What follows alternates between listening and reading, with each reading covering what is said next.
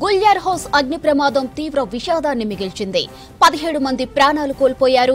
5 అంతస్తుల భవనానికి ఒక్కటే మార్గం ఉంది. ప్రమాదం జరిగినప్పుడు భారీ పొగ కమ్ముకుంది. దీంతో బాధితులు బయటకు రాలేకపోయారు. పొగకు ఊపిరాడక చనిపోయినట్లు పోలీసులు తెలిపారు. ఇక నిచ్చెనల సాయంతో అగ్ని ప్రమాదం జరిగిన మొదటి అంతస్తుకు వెళ్లారు పోలీసులు. ఇంట్లోకి చేరే మార్గం లేక తలుపులు పగలగొట్టారు. గుల్యార్ హౌస్ అగ్ని ప్రమాదం తీవ్ర విషాదాన్ని మిగిల్చింది. 17 మంది ప్రాణాలు కోల్పోయారు. ఇక 5 అంతస్తుల భవనానికి ఒక్కటే మార్గం ఉంది. ప్రమాదం జరిగినప్పుడు భారీ పొగ కమ్ముకుంది. దీంతో బాధితులు బయటకు రాలేకపోయారు. పొగకు ఊపిరాడక చనిపోయినట్లు పోలీసులు తెలిపారు. నిచ్చెనల సాయంతో అగ్ని ప్రమాదం జరిగిన మొదటి అంతస్తుకు వెళ్లారు పోలీసులు. ఇంట్లోకి చేరే మార్గం లేక తలుపులు పగలగొట్టారు. ఇక ఇదే విషయంపై మరింత సమాచారం ధనరాజ్ అందిస్తారు. గుల్జార్ హౌస్లోని కృష్ణ పెరల్స్ అదేవిధంగా మోడీ గోల్డ్ షాప్లో జరిగినటువంటి అగ్ని ప్రమాద ఘటన పైన కూడా ఇప్పటికే ఓ వైపున ఫైర్ సేఫ్టీ సంబంధించినటువంటి రెస్క్యూ ఆపరేషన్ సిబ్బందితో పాటుగాను అదేవిధంగా లాండ్ ఆర్డర్ సంబంధించినటువంటి పోలీసు బృందం అంతా కూడా ఇప్పటికే ఈ అగ్ని ప్రమాదం సంబంధించిన ఘటన పైన కూడా పూర్తిగా అనలైజ్ చేస్తున్నారు. అంటే సరిగ్గా 6:16 జరిగిన ఈ అగ్ని ప్రమాదం సంబంధించినటువంటి ఘటన పైన ఇప్పటికే క్లూస్ టీమ్ అదేవిధంగా లాండ్ ఆర్డర్ పోలీసులు అదేవిధంగా ఫైర్ సేఫ్టీ సంబంధించినటువంటి బృందం మొత్తం 3 సంబంధించినటువంటి బృందాలంతా కలిసి కూడా ఈ లోపలికి వెళ్ళి ఆ తర్వాత జరిగినటువంటి ఘటనకు సంబంధించి సీన్ ఆఫ్ అఫెన్స్ అంతా కూడా పూర్తిగా పరిశీలిస్తున్నారు. అదేవిధంగా ఈ మేజర్గా అంటే అగ్ని ప్రమాదం సంబంధించి 6:16 జరిగినటువంటి క్రమంలో మొత్తం మీద 6:15 స్పాట్కు మాత్రం పోలీసు బృందం అంటే రెస్క్యూ ఆపరేషన్ బృందం చేరుకుంది. ఆ తర్వాత కూడా రెస్క్యూ ఆపరేషన్ కొనసాగినప్పటికీ కూడా 17 మంది ఎలా చనిపోయారు, ఇంత పెద్ద మేజర్ ఫైర్ యాక్సిడెంట్కి సంబంధించినటువంటి ఘటన పైన కూడా పూర్తిగా ఇన్సైడ్ సంబంధించినటువంటి ఇన్ఫర్మేషన్ అంతా కూడా మరి ఒకసారి మొత్తం పూర్తిగా అనలైజ్ చేస్తున్నటువంటి సిచ్యువేషన్ ఉంది. ఈ సిచ్యువేషన్లో చూసినట్టయితే అంటే ఈ ప్రమాదం చూసినట్టయితే మాత్రం మనకు కనబడుతున్నటువంటి G+1 సంబంధించినటువంటి ఈ బిల్డింగ్కు లోపల చూసినట్టయితే వెనకాల 3 ఫ్లోర్లకు సంబంధించినటువంటి బిల్డింగ్ ఉంది. ఆ బిల్డింగ్ సంబంధించిన దానిలో గ్రౌండ్ ఫ్లోర్లోనూ పెద్ద ఎత్తున మంటలు వ్యాపించాయి. ఆ తర్వాత పైన ఫ్లోర్లకు వ్యాపించడంతో ఈ మేజర్ సంబంధించినటువంటి ఫైర్ యాక్సిడెంట్ జరిగిందనేది మాత్రం ఇప్పుడు దర్యాప్తులో బయటకు వస్తున్నటువంటి విషయాలు. అయితే మొదటగా చూసినట్టయితే 3 అంతస్తులలో భవనంలో ఉన్నటువంటి గ్రౌండ్ ఫ్లోర్లోకి ఒకసారిగా మంటలు పెద్ద ఎత్తున దట్టంగా వ్యాపించినాయి. ఆ తర్వాత ఏసీ కంప్రెషర్ పేలడం, దాంతోపాటు షార్ట్ సర్క్యూట్ కావడం, మొత్తం నిద్రలో ఉన్నటువంటి ఈ ఫ్యామిలీ చాలా వరకు 30 మంది ఉన్నట్టుగా అధికారులు ఇప్పటికే గుర్తించారు. ఆ తర్వాత మేజర్గా వాళ్ళంతా గాఢ నిద్రలో ఉన్నటువంటి క్రమంలోనే తెల్లవారుజామున జరిగినటువంటి ఈ ఇన్సిడెంట్లో వాళ్ళు దట్టమైనటువంటి పొగలు చాలా వరకు వాళ్ళను చుట్టుముట్టాయి. ఓవైపున మంటలు కూడా చుట్టుముట్టడంతో చాలా వరకు పెద్ద ఎత్తున ఆ మంటల దాటికి తట్టుకోలేక తలో దిక్కు బయటకు వెళ్ళేటువంటి ప్రయత్నం చేశారు. 3వ ఫ్లోర్లో ఉన్నటువంటి వాళ్ళు పైకి పెంట్ హౌస్ పైకి వెళ్దాం అనుకున్నటువంటి క్రమంలో పెంట్ హౌస్ పైన బయటే ఉన్న వాళ్ళంతా కూడా దానికి లాక్ చేసుకోవడం, కిందికి మెట్ల ద్వారా బయటికి రాలేకపోవడం, ఎందుకంటే ఒక టన్నెల్ లాగా కూడా ఉన్నటువంటి సిచ్యువేషన్లో ఆ మెట్ల నుంచి కిందికి రాలేనటువంటి పరిస్థితి మాత్రము చాలా వరకు వాళ్ళంతా కూడా కొట్టుమిట్టాడారు. చాలా వరకు బయటకు వచ్చేందుకు అను చాలా తీవ్రమైనటువంటి ప్రయత్నం చేసినారు. కానీ ఇలాంటి సిచ్యువేషన్లో ఊపిరాడక చాలా ఉక్కిరి బిక్కిరి అయిపోయి వాళ్ళంతా కూడా ఈ అంటే ఎగ్జిట్ అండ్ అదేవిధంగా లోపలికి ఎంట్రీకి సంబంధించినటువంటి ఇది చాలా ఇరుకైనటువంటి ఒకే చిన్న మనకు కనబడుతున్నది విజువల్లో చూడొచ్చు. ఈ ఎంట్రీ నుంచి చిన్న మెట్ల నుంచి బయటికి వచ్చేటువంటి ప్రయత్నం చేసినప్పటికీ కూడా చాలా వరకు ఉక్కిరి బిక్కిరి అయితే కొంతమంది ఆ మెట్లపైననే ప్రాణాలు వదిలారు.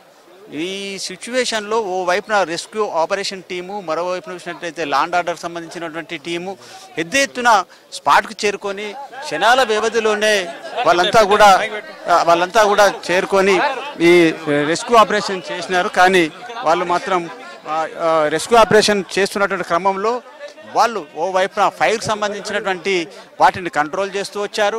మరోవైపున చూసినట్టయితే రెస్క్యూ బృందంలో ఉన్నటువంటి ఒక డిఎఫ్ఓ కూడా లోపలికి వెళ్ళలేనటువంటి సిచ్యువేషన్ ఉంది. ఎందుకంటే మనకు కనబడుతున్నటువంటి G+1 ఫ్లోర్కు లోపల నుంచి ఉన్నటువంటి 3rd ఫ్లోర్లో మంటలు చెలరేగి మొత్తం దావానమూలంగా వ్యాపించడంతో ఈ ఘటన జరిగినట్లుగా ఇప్పటికే ప్రాథమికంగా పోలీసు అధికారులు అంచనా వేశారు. ఆ తర్వాత డిఎఫ్ఓ సంబంధించినటువంటి ఒక అధికారి కూడా వాళ్ళను రక్షించేటువంటి క్రమంలో దట్టమైనటువంటి పొగలు వేడివే పెద్ద ఎత్తున మంటలకు దాటికి ఆయన కూడా తట్టుకోలేక ఆయన కూడా ఒక హాస్పిటల్లో ట్రీట్మెంట్ పొందుతున్నటువంటి సిచ్యువేషన్. ఎందుకంటే మనకు కనబడుతున్నటువంటి ఈ బిల్డింగ్ చూసినట్టయితే చాలా దశాబ్దాల కాలంగా ఉన్నటువంటి ఈ బిల్డింగ్ బ్యాక్ సైడ్ సంబంధించినటువంటి 3 అంతస్తుల భవనంలోనే మొదటగా మంటలు వ్యాపించి ఆ తర్వాత ఈ మనకు G+1 సంబంధించినటువంటి బిల్డింగ్కు అంటుకోవడం, ఆ వెనకాల 3 ఫ్లోర్ల బిల్డింగ్లలో ధాటికి చాలా వరకు అందులో ఉన్నటువంటి 30 మంది ఫ్యామిలీ ఎవరైతే ఉన్నారో అందులో 17 మంది స్పాట్లోనే చనిపోవడం. ఈ విషాదాంత ఘటన పైన కూడా ఇప్పటికీ పోలీస్ అధికార యంత్రాంగం క్లోజ్ టీంతో పాటుగా చాలా వరకు అనలైజ్ చేస్తున్నారు. ఎందుకంటే ఎక్కడ మంటలు చెలరేగాయి, ఎక్కడి నుంచి దావానంలోకి వ్యాపించాయి, ఆ తర్వాత ఏ ఫ్లోర్లో ఎవరెవరు ఎంతమంది ఉన్నారు, ఆ తర్వాత జరిగినటువంటి పరిణామాలలో పోలీసులు రెస్క్యూ ఎన్ని గంటలకు చేరుకున్నారు, ఆ తర్వాత రెస్క్యూ ఆపరేషన్ కొనసాగుతున్నటువంటి క్రమంలో అప్పుడు ప్రమాదం సంబంధించినటువంటి సిచ్యువేషన్ ఏ విధంగా ఉంది, ఒక్కొక్క ఫ్లోర్లో ఏ రకమైనటువంటి మంటలు ఉన్నాయి అనేది కూడా చాలా వరకు కళ్ళ కట్టినట్టుగా లోపలికి సంబంధించినటువంటి విజువల్స్ అన్నిటిని కూడా పూర్తిగా ఇప్పటికే దర్యాప్తు బృందం కావచ్చు, అదేవిధంగా ఫైర్ సేఫ్టీకి సంబంధించినటువంటి డిపార్ట్మెంట్ అంతా కూడా మనకు బయటపెట్టడం జరిగింది. ఆ విజువల్స్ను చూసినట్టయితే చాలా ఇరుకిరుకు ఒక టన్నెల్ లాగా ఉన్నటువంటి సిచ్యువేషన్ ఉంది. మరోవైపున చూసినట్టయితే ఇరుకైనటువంటి మెట్ల నుంచి రెస్క్యూ చేసి బయటికి తీసుకురావాలనుకున్న క్రమంలో కూడా చాలా పోలీస్ డిపార్ట్మెంటు అదేవిధంగా ఫైర్ సేఫ్టీ డిపార్ట్మెంట్ కూడా చాలా వరకు శ్రమించినప్పటికీ కూడా చాలా సివియర్గా చాలా మేజర్గా జరిగినటువంటి ఈ అగ్ని ప్రమాద దాటికి మాత్రము వాళ్ళంతా అప్పటికే ఉక్కిరి బిక్కిరై ఊపిరాడక చాలా వరకు వాళ్ళని హాస్పిటల్కు తరలిస్తున్నటువంటి క్రమంలోనే ఒక్కొక్కరు మరణించారు. మొత్తం ఇన్సిడెంట్కి సంబంధించిన విషయాలు చూసినట్టయితే చాలా హృదయ విదారకమైనటువంటి ఈ ఘటనకు సంబంధించినటువంటి దృశ్యాలంతా కూడా ప్రతి ఒక్కరిని కలిసివేస్తున్నాయి.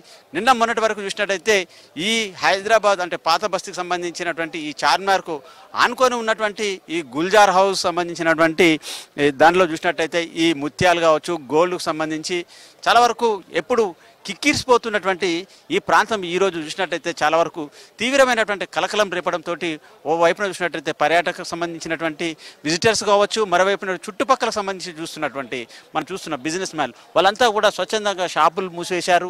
ఓ వైపున చూసినట్టయితే ఈ ఇన్సిడెంట్ పైన చాలా వరకు తీవ్రంగా వాళ్ళని కలిసివేసిందని చెప్పారు. ఎందుకంటే ఒక కుటుంబంలో 17 మంది చనిపోవడం అనేది మమ్మల్ని అంతా కూడా చాలా వరకు తీవ్రంగా కలిసివేస్తుంది.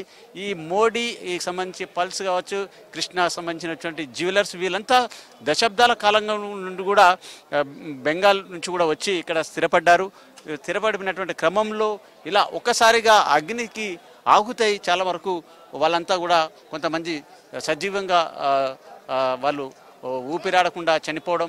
మరోవైపున చూసినట్టయితే ఈ ఇన్సిడెంట్ సంబంధించిన దానిలో చాలా వరకు మేజర్ ఫైర్ యాక్సిడెంట్ హైదరాబాద్లో చాలా తీవ్రమైనటువంటి ఫైర్ యాక్సిడెంట్ ఇది అని అధికార యంత్రాంగం చెప్తున్నారు.